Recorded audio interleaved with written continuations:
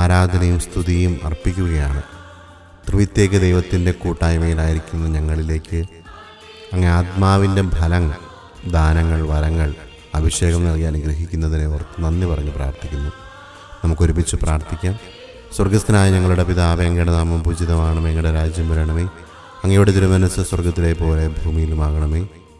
അന്നു വേണ്ടി ആഹാരം ഞങ്ങൾക്ക് തരണമേ. ഞങ്ങളുടെ കടക്കാരോട് ഞങ്ങൾ ക്ഷമിച്ചതുപോലെ ഞങ്ങളുടെ കടങ്ങളും പാപങ്ങളും ഞങ്ങളോടും ക്ഷമിക്കണമേ. ഞങ്ങൾ പ്രലോഭനത്തിൽ വീഴാനിടയാകരുതേ, ദുഷ്ടാരൂപിയിൽ ഞങ്ങളെ രക്ഷിക്കണമേ.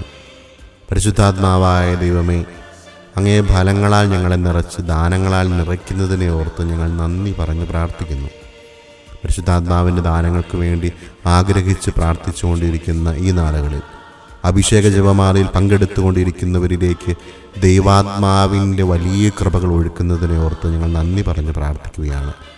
പരിശുദ്ധാത്മാവിൻ്റെ ദാനമായ ഉപദേശം എന്നൊരു വലിയ പുണ്യത്തിനു വേണ്ടി നമുക്ക് ആഗ്രഹിച്ച് പ്രാർത്ഥിക്കാം. 73-ാം സങ്കീർത്തനം 24-ാം വാക്യം: ഉപദേശം തന്ന് അങ്ങനെ നയിക്കുന്നു, പിന്നീട് അവിടെ നിന്നെ മഹത്വത്തിലേക്ക് സ്വീകരിക്കും. ഉപദേശം തന്ന് അങ്ങനെ നയിക്കുന്നു, പിന്നീട് അവിടെ നിന്നെ മഹത്വത്തിലേക്ക് സ്വീകരിക്കും. എൻ്റെ മേൽ ദൃഷ്ടി ഉറപ്പിച്ച് ഞാൻ നടക്കേണ്ട വഴി ഉപദേശിച്ചാലും എന്ന് ആത്മാർത്ഥമായിട്ട് നമ്മൾ പ്രാർത്ഥിക്കേണ്ട ദിനം കൂടിയാണ്. പരിശുദ്ധാത്മാവിൻ്റെ ദാനമായ ഒരു വലിയ ഒരു ഉപദേശത്തിന് വേണ്ടിയിട്ട് നമുക്ക് ആഗ്രഹത്തോടെ പ്രാർത്ഥിക്കാം. പരിശുദ്ധ അമ്മേ മാതാവേ, അങ്ങേ പരിശുദ്ധാത്മാവിൻ്റെ ദാനം നൽകി ഈ അഭിഷേക ജപമാലയിൽ പങ്കെടുത്തുകൊണ്ടിരിക്കുന്ന എല്ലാവരിലേക്കും ദൈവാത്മാവിനെ നിറയ്ക്കണമേ എന്ന് ആഗ്രഹത്തോടെ പ്രാർത്ഥിക്കുകയാണ്. 32-ാമത്തെ സങ്കീർത്തനം 8-ാമത്തെ വാക്യം: ഞാൻ നിന്നെ ഉപദേശിക്കാം, നീ നടക്കേണ്ട വഴി കാണിച്ചു തരാം. ഞാൻ നിന്റെ മേൽ ദൃഷ്ടി ഉറപ്പിച്ച് നിന്നെ ഉപദേശിക്കാം. പരിശുദ്ധാത്മാവായ ദൈവമാണ് നമ്മളെ വഴി നടത്തുന്നത്.